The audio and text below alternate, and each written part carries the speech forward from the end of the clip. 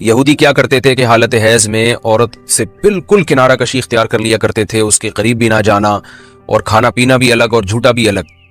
تو بعض مذاہب میں کوئی فرق ہی نہیں تھا کہ حالت حیض عورت پاکی کے ایام میں۔ تو جب اسلام دنیا میں آیا تو صحابہ کرام کو یقیناً یہ خیال پیدا ہوا کہ بھئی اب اسلام کے اس بارے میں کیا احکام ہیں کہ جب خواتین مینسس کی حالت میں ہوتی ہیں شادی شدہ، تو کیا ہم ان سے ہم بستری کر سکتے ہیں یا نہیں کر سکتے، کیا اس کے احکامات ہیں؟ تو اللہ نے صحابہ کے سوال کو اور پھر اپنے جواب کو قرآن مجید کا جز بنا کے نازل کر دیا۔ وَيَسْأَلُونَكَ، اور یہ لوگ آپ سے سوال کرتے ہیں عن المحیض، حیض کے بارے میں۔ تو حیض کے بارے میں سوال نہیں تھا، اصل میں سوال یہ تھا کہ حالت حیض میں زوجہ سے ہم بستری جائز ہے یا نہیں ہے، تو قرآن نے اس کی طرف اشارہ کر دیا۔ قل، اے نبی آپ ان سے کہہ دیجئے، ہوا اذن، اذن اصل میں تکلیف کو بھی کہتے ہیں، گندگی کو بھی کہتے ہیں، تو یہاں گندگی مراد ہے کہ وہ گندگی ہے۔ فَاعْتَزِلُوا النِّسَاءَ، لہذا عورتوں سے دور رہو، فی المحیض، حالت حیض میں۔ وَلَا تَقْرَبُوهُنَّ، اور ان کے قریب مت جاؤ، حَتَّى يَطْهُرْنَ، جب تک کہ یہ پاک نہ ہو جائیں۔ تو اس میں قرآن مجید نے جو لفظی ترجمہ ہے وہ قرآن کی آیتوں کا یہی ہے کہ ان سے کنارہ کشی اختیار کر لو، لیکن احادیث سے ہمیں پتہ چلتا ہے کہ یہاں کنارہ کشی اختیار کرنا یہ کنایا ہے ہم بستری کرنے سے، یعنی ان سے ہم بستری کرنا تمہارے لیے جائز نہیں ہے۔ کنارہ کشی سے وہ جو یہودی کر لیا کرتے تھے وہ مراد نہیں ہے یہاں پہ، اور اس کی تفصیل احادیث میں۔ تو قرآن نے چونکہ صاف لفظوں میں جماع کا ہم بستری کا ذکر نہیں کیا تو صرف کنایوں سے کام لیا ہے قرآن مجید نے۔ فَاعْتَزِلُوا النِّسَاءَ، ان سے اعتزال کرو، یعنی دور رہو ان سے۔ دور رہنے کا مطلب صرف دور رہنے سے یہ مراد ہے، صحیح حدیث ہے، نبی صلی اللہ علیہ وسلم نے فرمایا اصنعوا کل شیء الا النکاح، حالت حیض میں اپنی زوجہ کے پاس تم جا سکتے ہو، سب کچھ کر سکتے ہو سوائے جماع کے۔ تو انٹرکورس جو اسے کہا جاتا ہے وہ حلال نہیں ہے۔ تو باقی نبی صلی اللہ علیہ وسلم نے فرمایا کہ ایسی کنارہ کشی کے بالکل اس کا جھوٹا نہ پیو اور بالکل دور ہو جانا، اس کی اسلام میں اجازت نہیں ہے، اور نہ بستر الگ کرنے کی ضرورت ہے۔ تو یہ سارے قرآن کے کنائے ہیں۔ کنایا کا مطلب ہوتا ہے کہ آپ صرف اشاروں میں بات کر رہے ہیں، صراحتاً بات نہیں کر رہے۔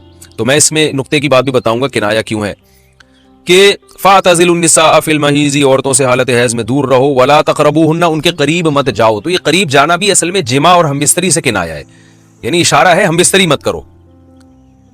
تو جماع کا صراحتاً ذکر نہیں کیا جا رہا، تو مراد وہی ہے کنایا، کنائے میں بات کی جا رہی ہے۔ ایک جگہ قرآن میں آتا ہے لا تقربوا الزنا، زنا کے قریب مت جاؤ۔ تو ممکن ہے کسی کو اشکال ہو کہ وہاں تو ہم یہ کہتے ہیں کہ زنا کے قریب بھی مت جاؤ، تو وہاں قریب نہ جانے سے ہم حقیقی معنی مراد لیتے ہیں کہ بھئی زنا ایسا کام کرنا جو زنا یعنی زنا تک لے کر جاتا ہے وہ بھی تمہارے لیے حرام ہے، تو وہاں تو یہ ترجمہ کرتے ہیں، تو یہاں بھی وہی ترجمہ ہونا چاہیے ولا تقربوهن، ان عورتوں کے قریب بھی مت جاؤ۔ یا مطلب کیا ہے کہ اس گھر میں بھی نہ رہو، اس کمرے میں بھی نہ رہو جہاں تمہاری جو بیوی رہتی ہے جو مینسس کی حالت میں ہے۔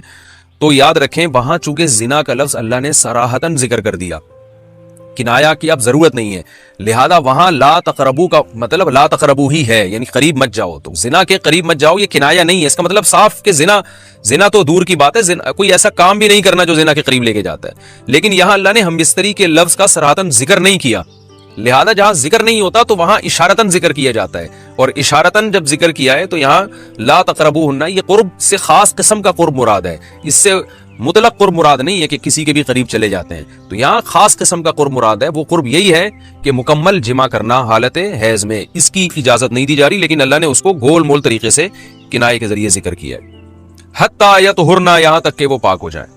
تو یہ جو میں نے بتایا کہ حالت حیض میں نبی صلی اللہ علیہ وسلم سے صحیح حدیث سے ثابت ہے، اور اس پر پوری امت کا اجماع ہے، اتنی واضح احادیث ہیں بخاری اور مسلم کے اس بارے میں کہ حالت حیض میں آپ بیوی کے قریب جا سکتے ہیں، اور حیا کے خلاف مسئلہ ہے، لیکن اب ایک بات آ گئی تو بتا دوں کہ اس کی تفصیل فقہاء نے بیان کی ہے کہ جو ناف سے لے کر گھٹنوں تک جسم پہ کوئی کپڑا ڈال دیا جائے، اور پھر باقی زوجین ایک دوسرے سے جو ہے وہ ریلیشن قائم کر سکتے ہیں باقی باڈی کے ذریعے، لیکن یہ کہ جو مکمل جمع ہے وہ حلال نہیں ہے اور وہ سخت گناہ ہے۔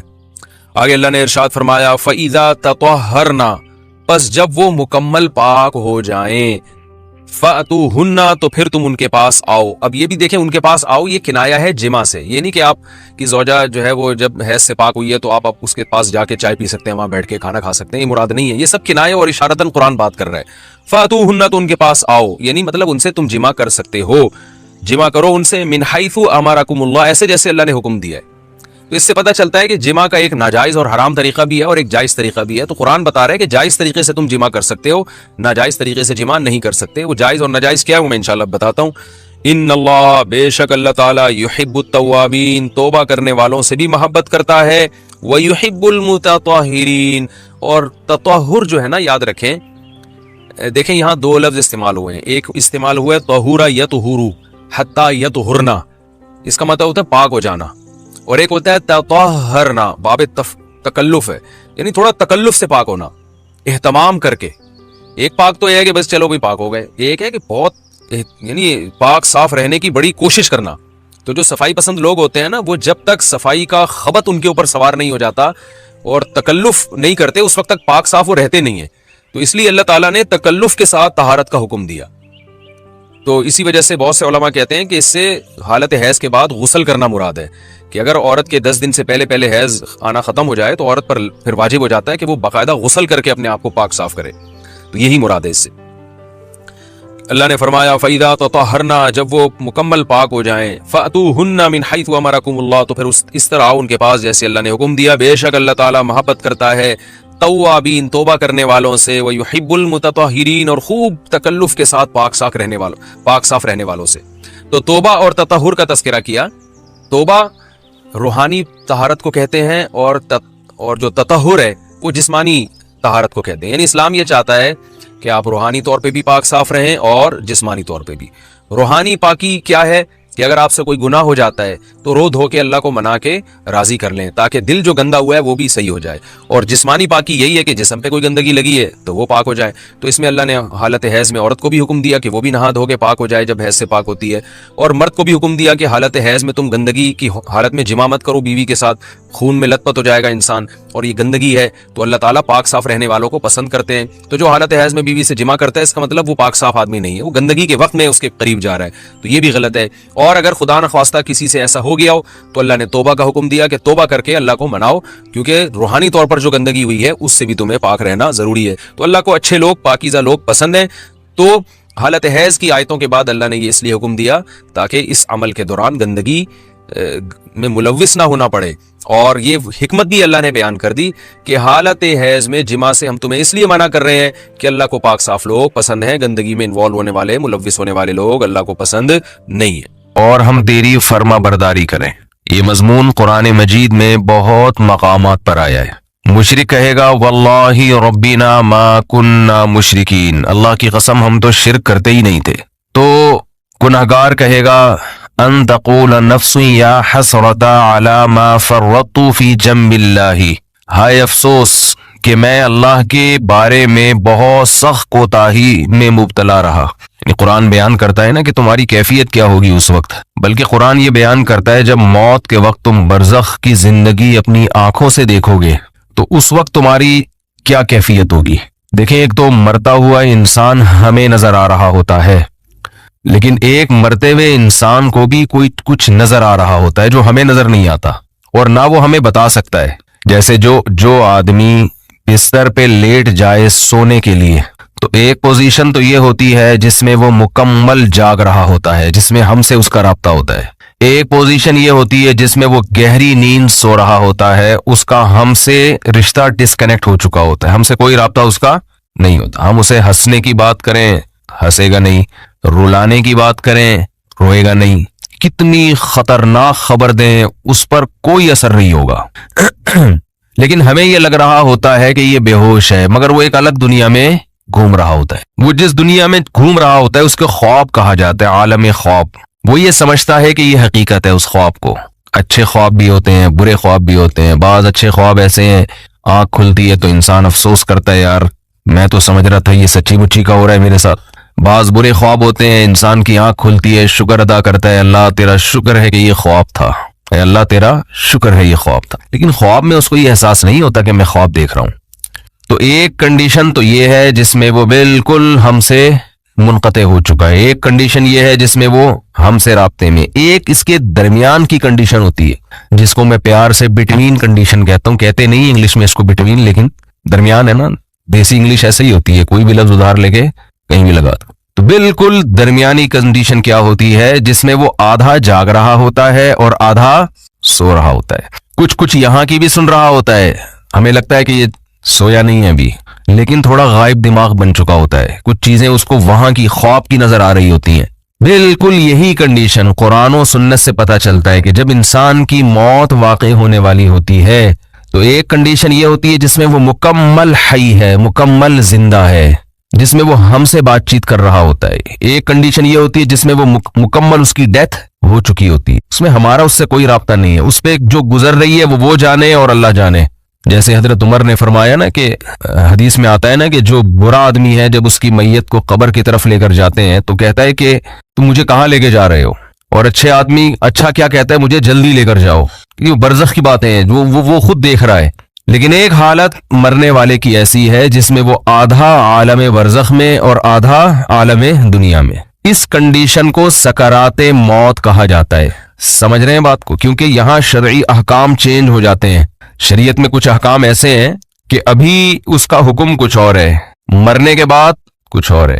تو جب انسان مکمل حیات میں ہو تو اللہ نے اس کے لیے توبہ کا دروازہ کھولا ہوا ہے، چاہے اس کو 100% یقین ہو جائے کہ میں نے کل مرنا ہے یا 1 گھنٹے بعد مرنا ہے، لیکن توبہ کا دروازہ اس کے لیے بولے کھلا ہوا ہے۔ ایک آدمی نے ساری زندگی گناہوں میں گزاری، کفر میں، الحاد میں، شرک میں، خدا کا انکار کرتا رہا، اللہ کے ساتھ شرک کرتا رہا، شراب پیتا رہا، زنا کرتا رہا، 90 سال گزار دیے اس نے۔ اب اسے ڈاکٹروں نے بتایا کہ آپ کی ڈیتھ ہونے والی ہے، آپ کینسر کے مریض ہیں، آپ کا زہر یہاں تک پھیل گیا ہے، یا کوئی اور بیماری ہے جس میں زہر پھیلتا ہے، یہاں تک پھیل گیا کہ 24 گھنٹے میں کے اندر آپ کی ڈیتھ ہو جائے گی۔ یہ بھی اب توبہ کرے گا تو اللہ اس کی توبہ قبول کریں گے، یہ اللہ کا وعدہ ہے۔ دل سے کرے توبہ، یہ والی توبہ نہ ہو کہ اگر نہیں مرا تو ٹھیک ہے، پرانے سٹائل، مر گئے تو توبہ تو کی بھی ہم نے، وہ بھی پھانسی والا بھی ایسا ہی ہے۔ 90 سال میں اس کو پھانسی کی سزا سنا دی گئی، یہ پھانسی والی مثال اور آسان ہے، اس کو پھانسی کی سزا سنا دی گئی اور اسے بتایا گیا کہ 6 مہینے بعد آپ کو ہینگ کر دیا جائے گا، لٹکا دیا جائے گا۔ یہ بھی ظلم ہے انسان پر پھانسی کی سزا دینا، بہت عذاب والی موت ہے جو گلا دبا کے ہوتی ہے۔ اسلام نے حکم دیا جس کی سزا قتل ہے اس کو تلوار سے سر قلم کیا جائے، اس میں تکلیف کم ہوتی ہے۔ جب تلوار لگتی ہے نا اس کے یہاں مجرم کے، تو سب سے پہلے اس کا دماغ کا اور باڈی کا کنیکشن ختم ہو جاتا ہے، تو تکلیف کا احساس ختم، لیکن وحشت بہت ہوتی ہے۔ مقصد تھا شریعت کا کہ لوگ جرم سے باز آ جائیں، تو ایسا طریقہ اسلام نے رکھا ہے کہ دہشت بہت بیٹھ جائے لیکن مجرم کو تکلیف کم سے کم ہو۔ تو جب سر پہ اس کے مجرم کے تلوار لگتی ہے تو وہ سر کھوپڑی وہاں جا کے گری، تڑپتا بہت ہے، بلیڈنگ ہوتی ہے، اور اسلام میں یہ بھی حکم ہے کہ پھانسی کی سزا بند کمرے میں نہ دی جائے، یعنی قتل کرنے کی سزا، بلکہ یہ کھلے عام چوک میں دی جائے، ساری دنیا اپنی آنکھوں سے دیکھے یہ، تاکہ معاشرے میں قتل رکے۔ اب دیکھو مجرم کے ساتھ بھی احسان کہ اس کو کم سزا دی، یعنی اس کو تکلیف سے بچایا جا رہا ہے، اور لوگوں کے ساتھ بھی احسان، ان پر دہشت بٹھائی جا رہی ہے تو لوگ قتل سے باز آئیں۔ مجھے یاد ہے 20-25 سال پہلے ہمارے بچپن کی بات ہے کہ ایک سعودی عرب سے ہمارے ایک دوست آئے ملنے کے لیے، وہ تھے اصل میں بلوچستان کے تھے لیکن بائی بورن سعودی تھے، وہ تو بلوچی بھی بولتے تھے، اردو بھی بولتے تھے، عربی بھی بولتے تھے۔ کہنے لگے میں نے جب پہلی مرتبہ سعودی عرب میں سر قلم ہوتے ہوئے دیکھا ہے، بلوچی تھے بڑے مضبوط، بروہی، کہہ رہے میں 2 گھنٹے ایسے کانپتا رہا ہوں لاش کو دیکھ کے نا، جو سر قلم کیا ہے تو 2 گھنٹے میں ایسے خوف سے کانپتا رہا ہوں۔ تو بتاؤ جس نے یہ منظر دیکھا ہو وہ کبھی کسی کے قتل کا سوچ سکتا ہے جب اس کو پتا ہو کہ میرا بھی انجام ہوگا؟ خیر بات کہاں سے کہاں چلی گئی جی؟ ہاں میں یہ عرض کر رہا تھا کہ ڈاکوؤں پر شریعت نے رحم نہیں کیا ہے۔ خیر میں یہ عرض کر رہا تھا کہ ایک شخص 90 سال کی عمر، اس کی ساری زندگی قتل میں گزری، ڈکیتیوں میں گزری، ظلم میں گزری، کورٹ نے فیصلہ کیا جو کہ نہیں کرتی عام طور پہ، لیکن کر دیا کہ اس کو پھانسی پہ لٹکایا جائے گا، 6 مہینے بعد لٹکایا جائے گا۔ اسے لوگوں نے آ کے بتایا توبہ کر لے، گناہ سے معافی، یہ کہہ رہے نہیں کروں گا توبہ میں۔ وہ 6 مہینے بھی اس نے گزار دی، کفر بکتا رہا، کوئی خدا نہیں ہے، کوئی مجھے دوبارہ رہائی ملی دوبارہ یہ کام کروں گا، یہاں تک کہ 1 ہفتہ رہ گیا، پھر اسے کسی مولانا صاحب نے کہا توبہ کر لے، کہہ رہے نہیں کروں گا توبہ، پھر 1 دن رہ گیا، پھر 1 گھنٹہ رہ گیا، پھر آخر کا 1 منٹ رہ گیا۔ اسے 6 مہینے پہلے بھی یقین تھا کہ مجھے قتل کیا جائے گا، لیکن توبہ نہیں کر رہی ہے، اس چانس پہ کہ شاید رہائی ہو جائے۔ بعض لوگ زبان کے بڑے پکے ہوتے ہیں، چاہے وہ کافر ہی کیوں نہ ہو، کہتے ہیں جیسے ہم اندر سے ویسے ہی ہم باہر سے۔ جیسے نبی صلی اللہ علیہ وسلم کے چچا ابو طالب تھے نا، موت کے وقت کلمہ نہیں پڑھا، انہوں نے کہا نہیں اب اگر میں پڑھوں گا لوگ کہیں گے ساری زندگی جس دین پر قائم رہے موت کے ڈر سے، تو میں نہیں پڑھوں گا کلمہ، جیسا جو میں ہوں اندر سے ویسا ہی میں کیا ہوں۔ ان کی ایک رائے تھی کہ میں جیسا رہا ہوں ویسا ہی رہوں گا میں۔ ہمارے نبی کو بہت افسوس ہوا، بہت غم ہوا، اللہ نے فرمایا انک لا تہدی من احببت، اے محمد صلی اللہ علیہ وسلم جس سے آپ کو محبت ہے ہدایت کا اختیار آپ کے ہاتھ میں نہیں ہے. یہ نہیں کہ آپ کو جس سے محبت ہے آپ اس کو ہدایت بھی دے دیں, یہ نہیں ہو سکتا. ہدایت تو جو چاہے گا اسے ملے گی, اور یہ اللہ کے ہاتھ میں ہے.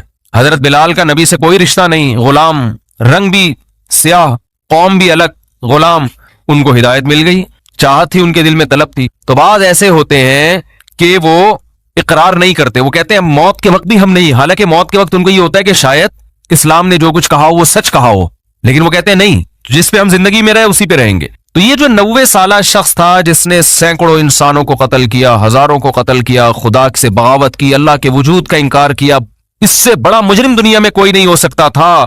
اسے بتایا گیا 6 مہینے بعد تمہیں لٹکا دیا جائے گا. لوگوں نے کہا توبہ کر لے, اس نے کہا کہ نہیں, کیونکہ اس کو یہ تھا کہ شاید میں رہا ہو گیا, 1% چانس ہے, تو میں نے تو وہ بدماشیاں دوبارہ کرنی ہے, پھر میں کس منہ سے لوگوں کے پاس جاؤں گا. لوگ کہیں گے اچھا پہلے اسلام باطل تھا اب اسلام صحیح ہو گیا.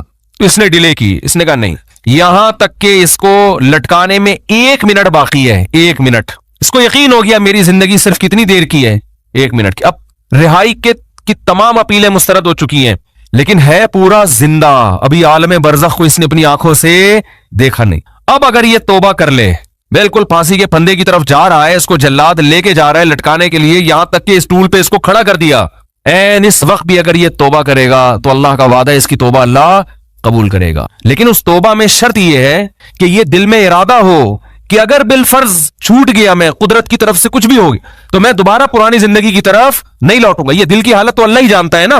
یہ پکا عزم دل سے ہو اور زبان سے اقرار کرے کہ اللہ میں اسلام کو قبول کرتا ہوں, میں تیرے وجود کا قائل, تیری توحید کا قائل, تیرے پیغمبروں کا قائل, مجھے اگر رہائی مل گئی تو میں دوبارہ اس پرانی زندگی کی طرف نہیں آؤں گا. حالانکہ رہائی ملنے کا کوئی چانس نہیں ہے.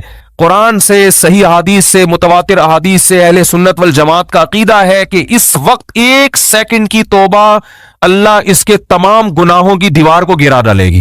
وجہ کیا ہے؟ اس نے ابھی تک آخرت دیکھی نہیں ہے. اللہ اس کو بخشنے کا بہانہ کیا تلاش کرے گا؟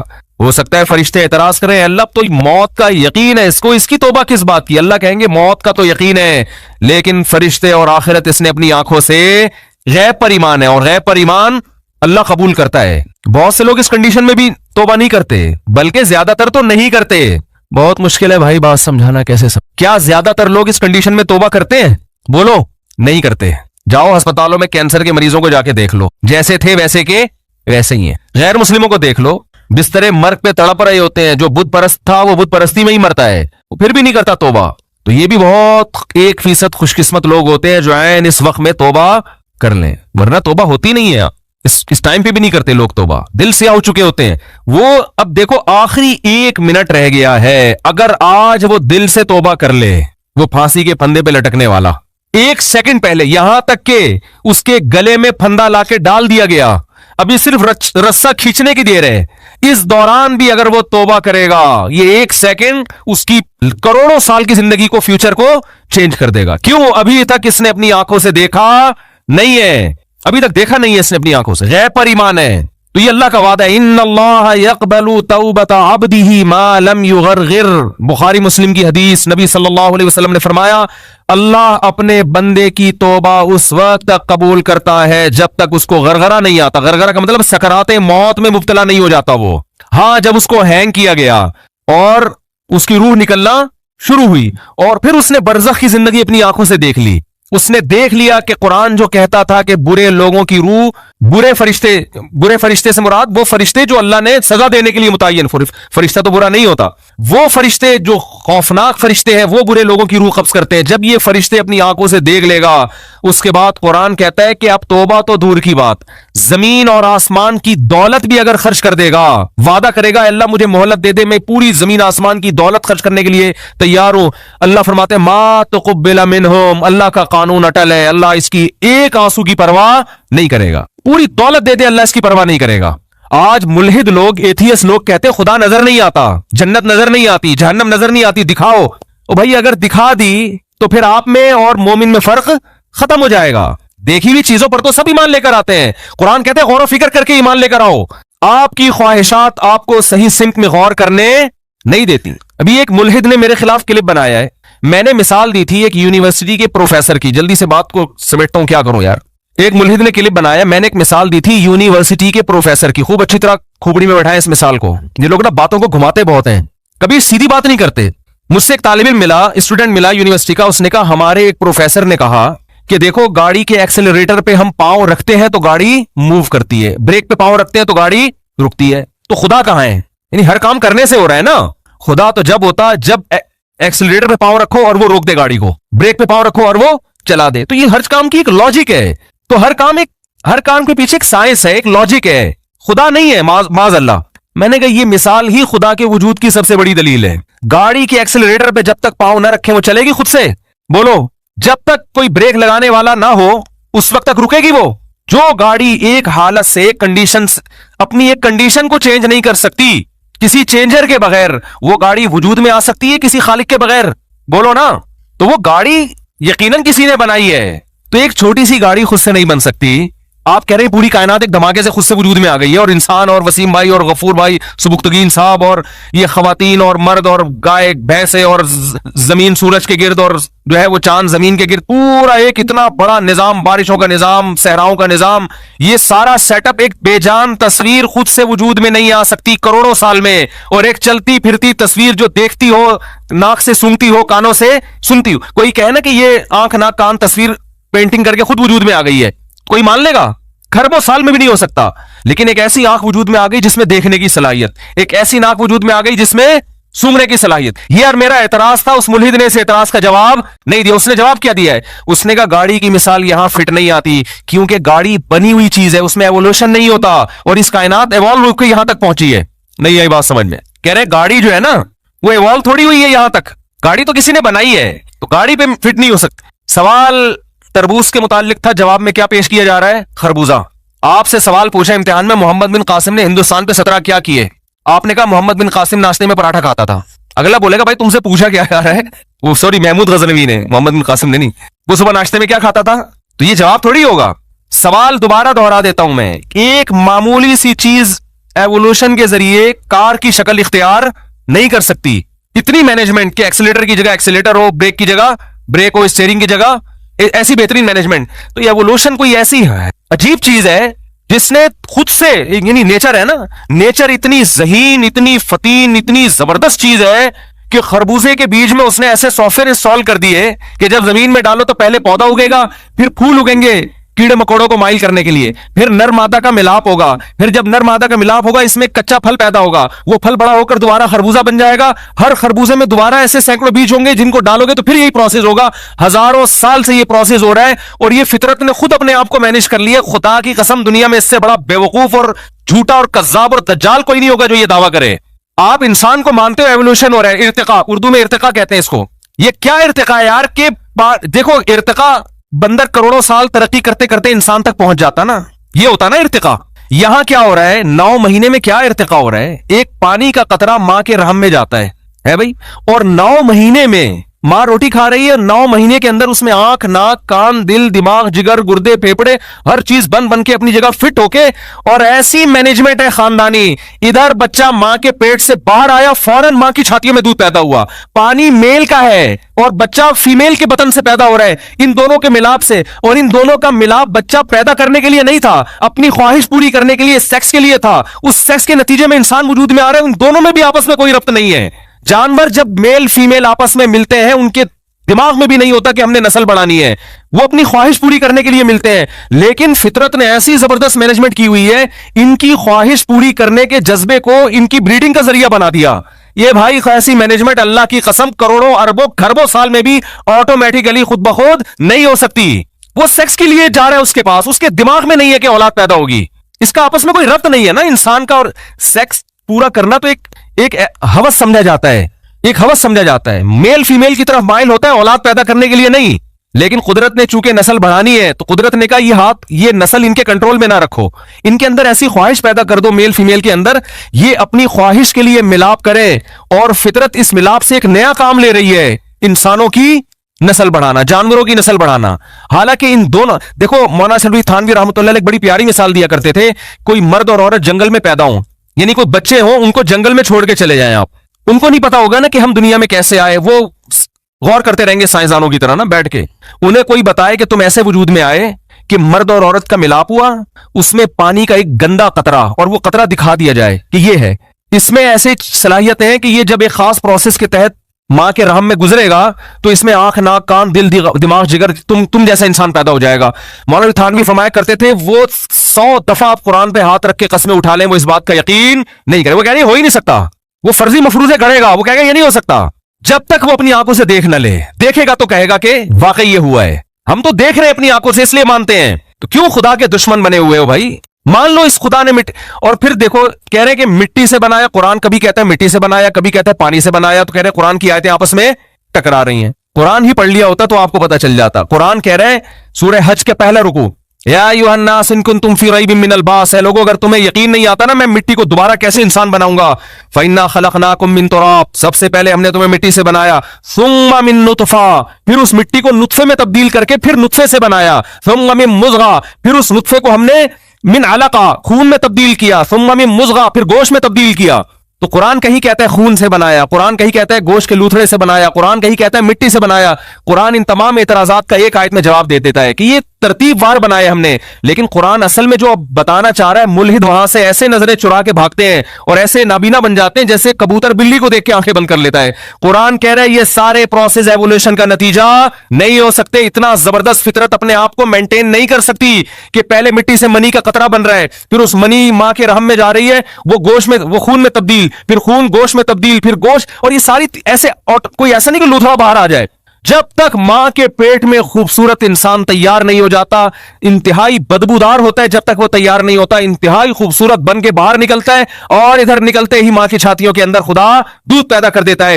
اے لوگوں اگر تمہیں شک ہے خدا تمہیں مٹی میں جانے کے بعد دوبارہ کیسے زندہ کرے گا, اللہ فرماتے ہیں اپنے ماضی کی طرف دیکھو, جو اس طرح سے 9 مہینے کے اندر اتنے پروسیس سے گزار کے انسان بنا سکتا ہے ایک پانی کو, وہ اس مٹی میں جان ڈال کے تمہیں دوبارہ بھی انسان بنا سکتا ہے. تو سوال میرا کیا تھا اور جواب گھما دی. اور نیچے لوگوں کے کمنٹس ہیں, تان کے رکھو ان مولویوں کو, کھینچ کے رکھو, اس طرح کی نا کمنٹس ہوتے ہیں لوگوں کے کہ یہ لوگوں کو مذہب کے نام پہ الو بنا رہے ہیں. مذہب نے جتنا مولویوں کو جکڑا ہے نا اتنا آپ لوگوں کو نہیں جکڑا. تھوڑی دیر کے لیے اللہ نہ کرے, اللہ نہ کرے, ہم تصور کر لیں مذہب کی چادر اتار کے پھینک دیں ہم, تو ہمارے لیے بھی عیاشی کے دروازے کھلے ہوئے ہیں جیسے آپ کے لیے کھلے ہوئے ہیں. عیاشی پھر تو جو چاہے کرو بھائی. لوگ یہ تانا دیتے ہیں کہ ان مولویوں کی عزت مذہب کی وجہ سے ہو رہی ہے, اس لیے مذہب کی طرف لوگوں کو لاتے ہیں. مذہب سے ہٹیں گے ظاہر ہے جو لوگ ہاتھ پاؤں چوم رہے ہیں, عزت دے رہے ہیں, وہ ختم ہو جائے گی نا. ہدیے ملتے ہیں لوگوں کی طرف سے, نذرانے ملتے ہیں, ان دعویٰ ہے یہ. فرض کر لو ہدیے نذرانے بھی مل رہے ہیں, آپ بھی اپنے بچوں کو پھر مولوی بنا دو نا.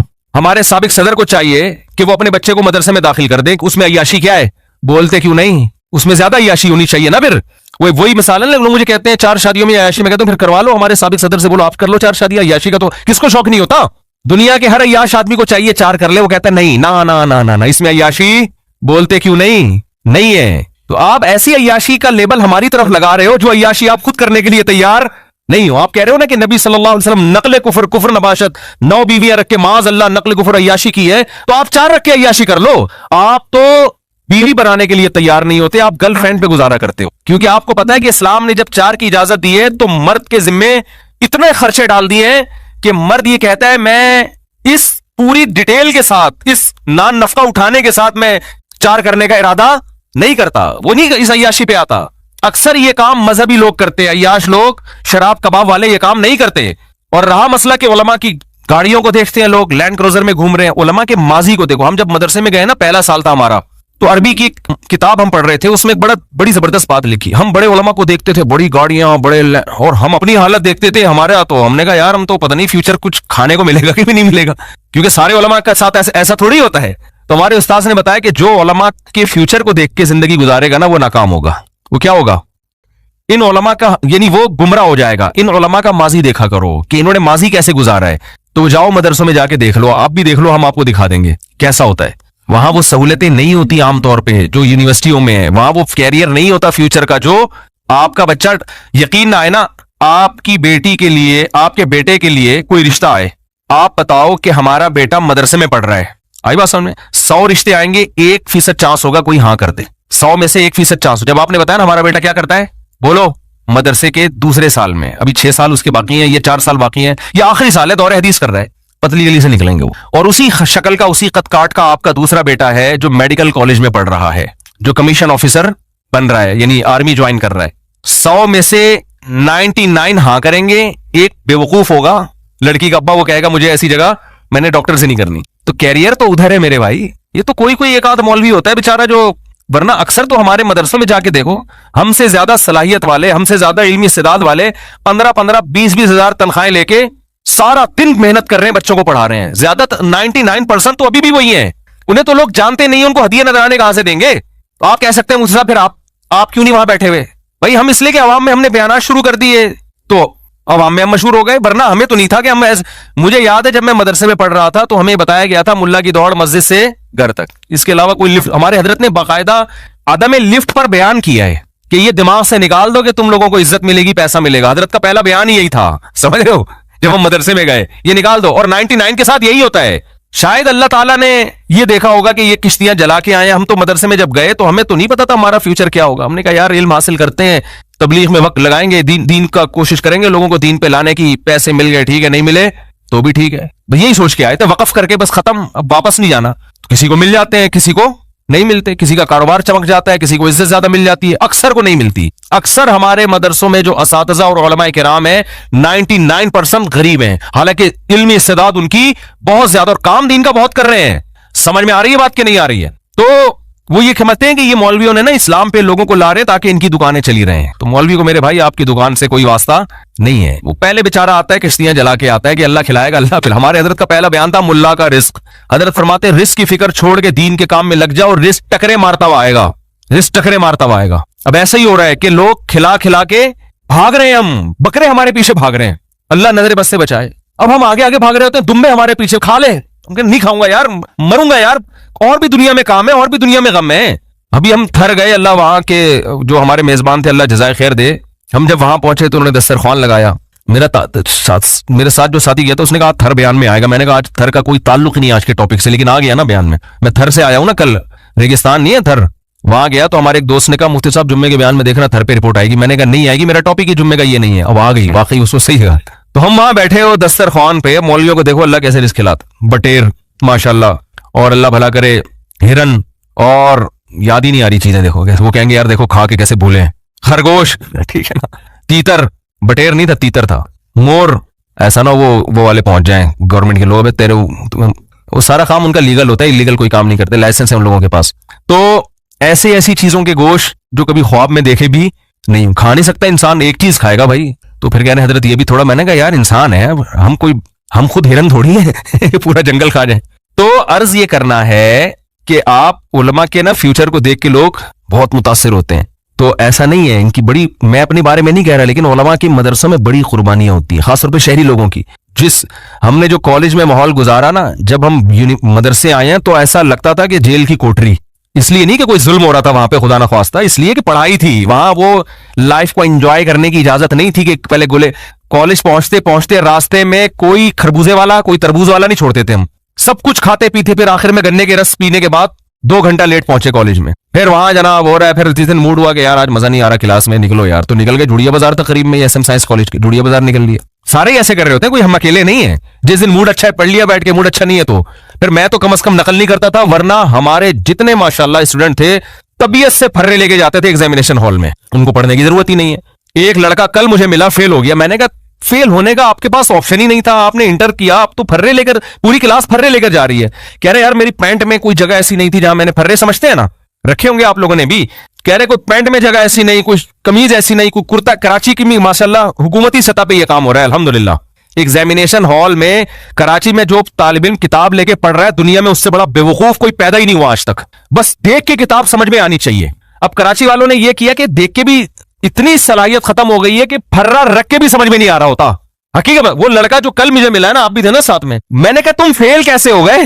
कह रहे किताबें लेके भी गया मैं, इम्तिहान गाह में फर्रे भी थे, सब कुछ था। टीचर ने बाहर निकल के बैठ गया, टीचर ने कहा शोर नहीं मचाना, जिसने जो करना है कर ले, यहाँ बैठ के पेपर हल करे, शोर नहीं, आवाज नहीं आनी चाहिए। इतने अल्हम्दुलिल्लाह अभी आदाब हैं कि शोर नहीं होना चाहिए, चुप करके नकल भी करनी है, चुप कर, शोर नहीं आए।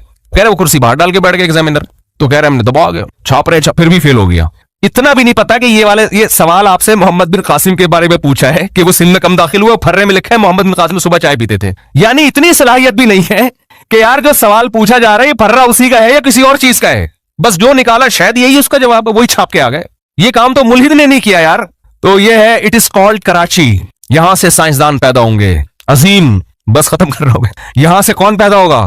یہ مولویوں کا قصور نہیں ہے. آج ہر ملبہ مولویوں پہ گرایا جا رہا ہے. مذہب ہے جو سائنسی ترقی میں رکاوٹ بن رہا ہے.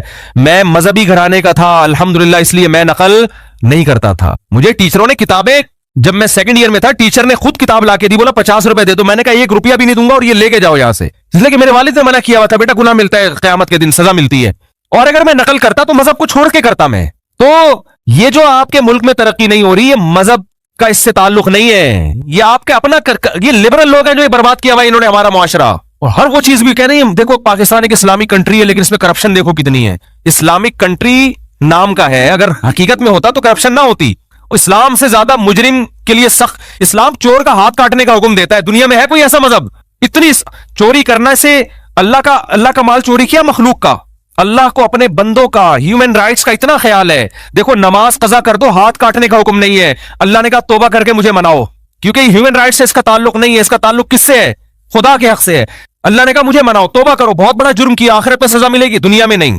توبہ کرو میرے سامنے. حج آپ نے نہیں کیا, فرض ہے, کوئی سزا ہے اسلام میں؟ کتنا بڑا حکم ہے نا اللہ کا. اللہ نے دھمکیاں دی ہیں, میں اس سے بے پرواہ ہوں, آخرت میں سزا ملے گی, دنیا میں نہیں. چوری کر دی, کسی کے پیسے چرا لیے, اللہ کو اتنا غصہ ہے کہ اس کا ہاتھ کاٹ دو. تو ہیومن رائٹس لبرل لوگوں کے یہاں زیادہ ہے, اسلام کے یہاں زیادہ ہے. اسلام کے یہاں زیادہ ہے. اسلام کہہ رہے ہیں حقوق العباد میں صرف اللہ سے معافی مانگنا کافی نہیں ہے, اس بندے سے بھی معافی منگوانی پڑے گی. یہ ہمیں ہیومن رائٹس کا بتائیں گے. جو کبھی دیکھو یہ کیا حال ہوا ہے ہمارے ملک کا. تو مذہب نہ ہونے کا یہ نتیجہ ہے. اور میں کہتا ہوں یورپ میں, اگر لوگ کہتے ہیں یورپ میں مذہب نہیں ہے, امریکہ میں مذہب نہیں ہے, اتنے اچھے قانون, میں کہتا ہوں اگر مذہب ہوتا تو اس سے زیادہ اچھے ہوتے. وہ اس سے زیادہ اچھے ہوتے. تو مذہب ہمیشہ خیر ہی پیدا کرتا ہے. مذہب ہمیشہ شر کو, صحیح مذہب ہو اگر, وہ شر کو ختم کرتا ہے. تو لیبل کافی نہیں ہے مذہب کا, مذہب کو فالو کرنا پڑے گا آپ کو. تو بس جلدی سے بات ختم کرتا ہوں میرے بھائی. اللہ کا قانون یہ ہے کہ جب تک اپنی آنکھوں سے موت کے فرشتے نظر نہ آئے اس وقت تک اللہ نے توبہ کا آپشن رکھا ہوا ہے. اور جب یہ منظر آپ نے اپنی آنکھوں سے دیکھ لیا, اللہ کہتے ہیں بیڑیاں رگڑتا رہے گا, کلا انہا کلمۃ ہوا قائلھا, توبہ کا کلمہ تیری زبان سے نکلا ہوا ایک کلمہ ہے جو ہوا میں تحلیل ہو کے ختم. اللہ کے ہاں اس کی کوئی ویلیو نہیں ہے. نبی صلی اللہ علیہ وسلم نے فرمایا کہ جہنم کی آگ سمندر کا پانی خوش نہیں کر سکتا, حدیث کا مفہوم ہے, لیکن 2 قطرے جہنم کی آگ کو ٹھنڈا کر دیتے ہیں. ایک اللہ کے راستے میں شہید ہوتے ہوئے, جو شہید کے خون کا پہلا قطرہ زمین پہ گرنے سے پہلے اس جہنم کی آگ کو اللہ ٹھنڈا کر دیتے ہیں. ایک اللہ کے خوف سے رویا ہوا آنسو. کیا زبردست مثال ہے. اتنا سا آنسو ہے لیکن اللہ جب تک زندہ ہیں آپ, اس آنسو کی اللہ کی نظر میں ایسی ویلیو ہے کہ یہ جہنم کی بھڑکتی ہوئی آگ کو ٹھنڈا کرنے کے لیے کافی ہے. تو بھائی خوش قسمت وہ ہے جو موت سے پہلے توبہ کر. اب آپ یہ نہ سوچیں کہ یار ٹھیک ہے آخری پھندے تک لٹکنے تک آخری منٹ میں بھی توبہ قبول ہوتی ہے تو ڈیلے کر لو. تو یہ دو گڑبڑے کا اندیشہ اس میں. نمبر 1, آپ کو کیا پتا کہ آپ کس وقت مریں گے, آپ کا آخری منٹ کب آئے گا, سمجھتے ہو؟ پھانسی کے مجرم کو تو پتا ہوتا ہے لٹکنے والا ہوں, ہر موت مرنے والے کو یہ پتا نہیں ہوتا. دوسری بات یہ کہ مشاہدے پر مبنی یہ حقیقت ہے, جو موت کی وجہ سے توبہ کو ڈیلے کرتا ہے ایسے لوگوں میں اکثر توبہ نہیں کرتے. آپ دیکھ لو غیر مسلموں میں جوانی میں توبہ کرنے والے, اسلام قبول کرنے والے زیادہ ہیں, بوڑھا